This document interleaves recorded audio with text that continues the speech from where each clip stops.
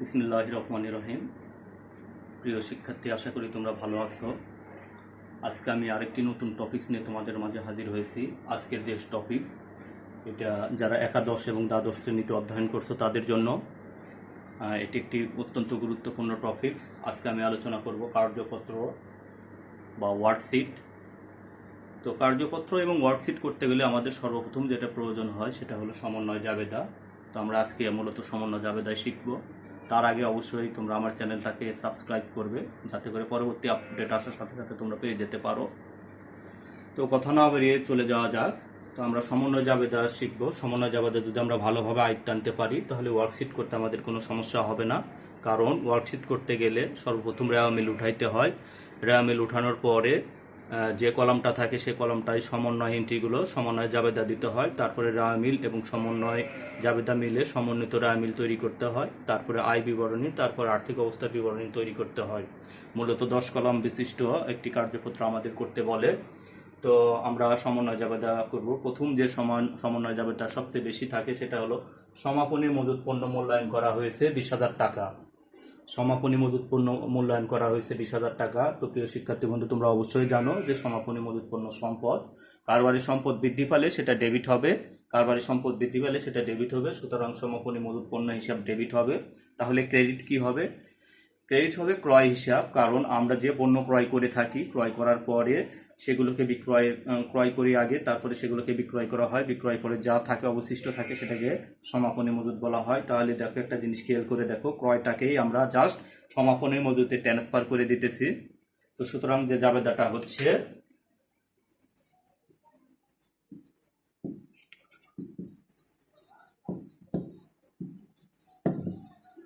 সমাপনী মজুত পণ্য হিসাব ডেবিট হবে,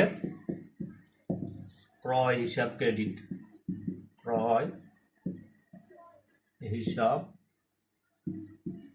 ক্রেডিট। টাকার পরিমাণ ছিল 20,000 টাকা। টাকার পরিমাণ ছিল 20,000 টাকা। এই ছিল আমাদের প্রথম সমন্বয় জাবেদা। দ্বিতীয় আরেকটা আমি দেখি, অগ্রিম বীমার পরিমাণ 5,000 টাকা। রেওয়া মিলে অগ্রিম বীমার পরিমাণ 12,000 টাকা। অগ্রিম বীমার পরিমাণ 5,000 টাকা। রেওয়া মিলে অগ্রিম বীমার পরিমাণ 5,000 টাকা। রেওয়া মিলে অগ্রিম বীমার পরিমাণ 12,000 টাকা। তো রেওয়া মিলে আমরা আগে অগ্রিম বীমা ছিল 12,000, এখন বলতেছি যে অগ্রিম বীমা আমাদের 5,000। তাহলে মাঝখান থেকে 7,000 টাকা কোথায় গেল? তাহলে নিশ্চয়ই 7,000 টাকা খরচ হয়েছে। তো খরচ হলে খরচ তো ডেবিট হবে। তাহলে বীমা খরচ ডেবিট হবে। রেওয়া মিলে যেহেতু অগ্রিম বীমা আগে ডেবিট ছিল, ওটা এখন ক্রেডিট হয়ে যাবে। সুতরাং যে সমন্বয় জাবেদা হচ্ছে সেটা হলো বীমা খরচ হিসাব ডেবিট। সুতরাং যে জাবেদাটি হলো সেটা হলো বীমা খরচ হিসাব ডেবিট, অগ্রিম বীমা হিসাব ক্রেডিট।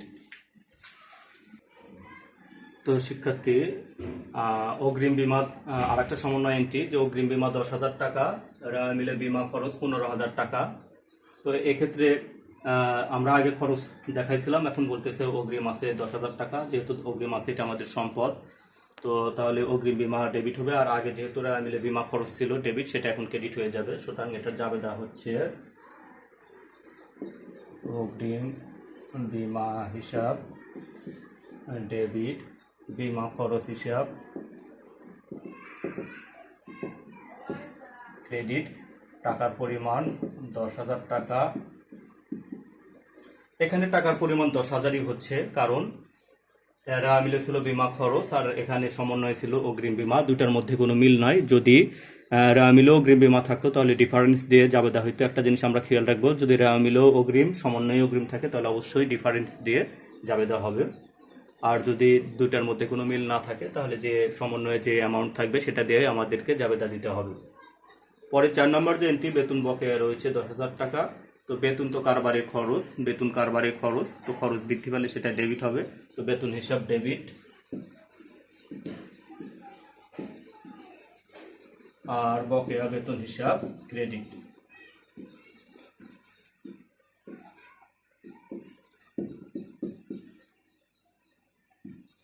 Debit credit.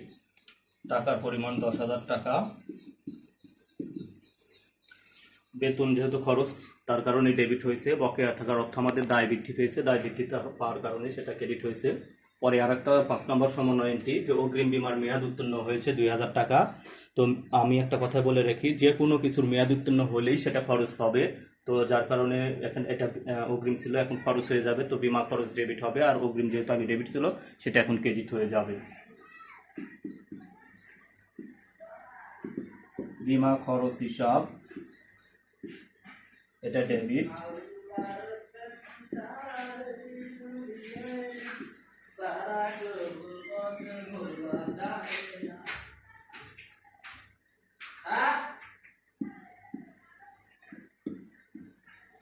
তো যে ডাটাটা হলো বিমা খরচ হিসাব ডেবিট, অগ্রিম বিমা হিসাব ক্রেডিট।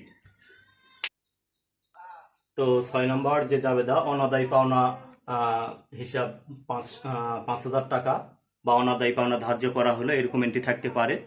তো অনাদায়ী পাওনা এটা কারবারে একেবারে নিশ্চিত ক্ষতি, দেনাদারের যে অংশ আর পাওয়া যাবে না সেটাকে অনাদায়ী পাওনা বলা হয়। তো নিশ্চিত ক্ষতির কারণে এটা ডেবিট হবে, আর এই অনাদায়ী পাওনার কারণে আমাদের যে দেনাদার সেটা হ্রাস পাবে, তাহলে দেনাদার ক্রেডিট হবে। সুতরাং যে জাবেদাটাই হচ্ছে সেটা হচ্ছে অনাদায়ী পাওনা হিসাব ডেবিট, দেনাদার হিসাব ক্রেডিট।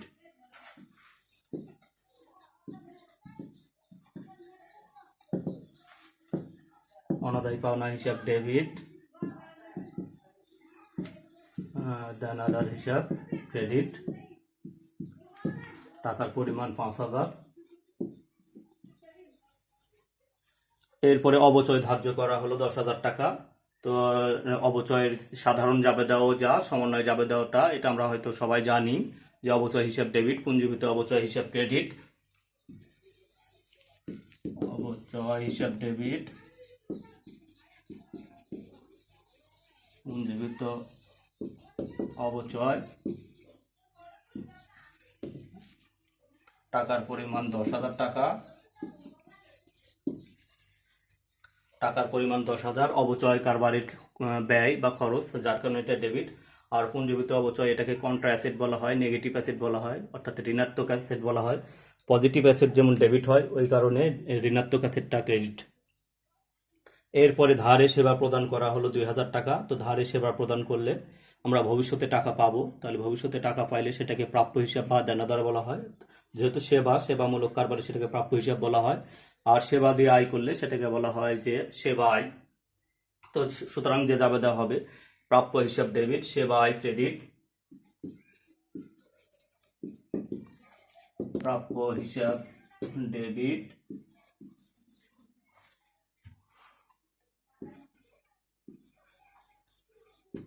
সেবা আয় হিসাব ক্রেডিট। টাকার পরিমাণ 20,000 টাকা।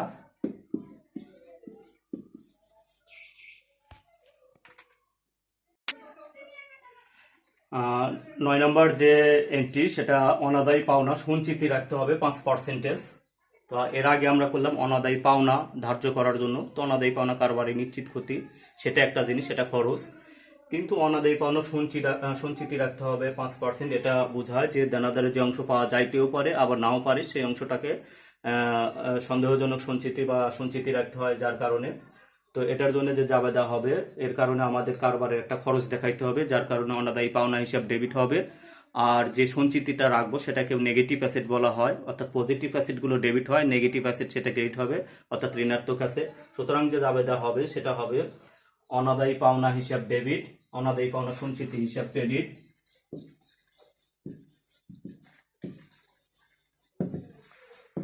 পাওনা হিসাব ডেবিট,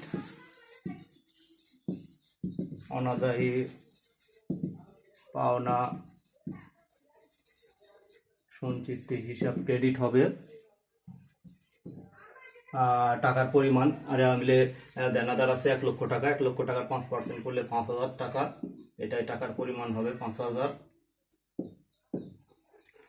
এরপরে 10 নম্বর যে এন্ট্রি অলিখিত ক্রয়। অলিখিত ক্রয় বলতে বাকিতে ক্রয় বোঝায়। তো বাকিতে ক্রয় করলে যে যাবে হবে ক্রয় কারবারে খরচ, সুতরাং ক্রয় ডেবিট হবে। আর বাকিতে ক্রয়ের ফলে আমাদের পাওনাদার বৃদ্ধি পাবে, সুতরাং যে যাবে হবে ক্রয় হিসাব ডেবিট, পাওনাদার হিসাব ক্রেডিট।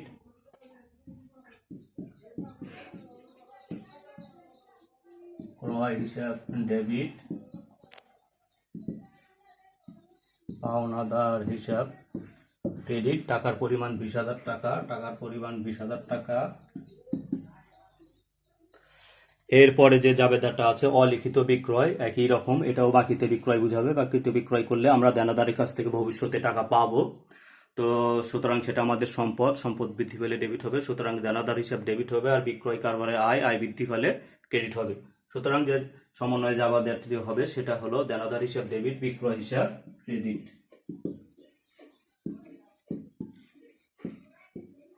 দেনাদার হিসাব ডেবিট, বিক্রয় হিসাব ক্রেডিট, টাকার পরিমাণ 30,000 টাকা।